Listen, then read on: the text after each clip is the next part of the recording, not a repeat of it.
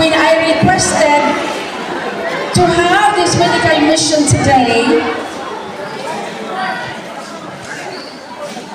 everything smoothly accepted. So we are blessed this morning or today because the doctors, nurses, and volunteers, parents, and students as well are here to avail the opportunity that is given to Holy Cross of Magsaysay Incorporated.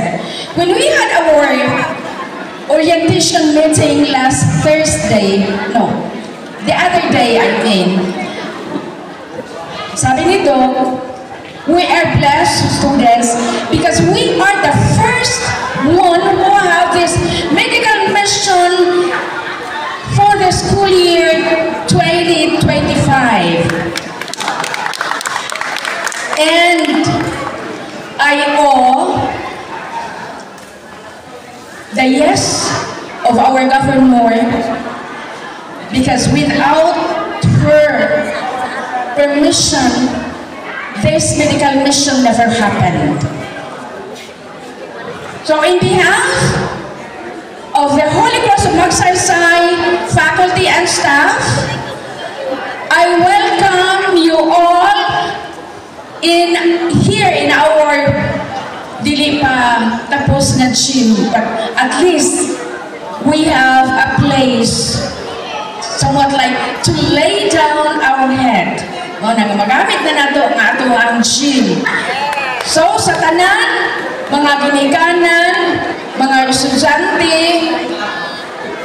mga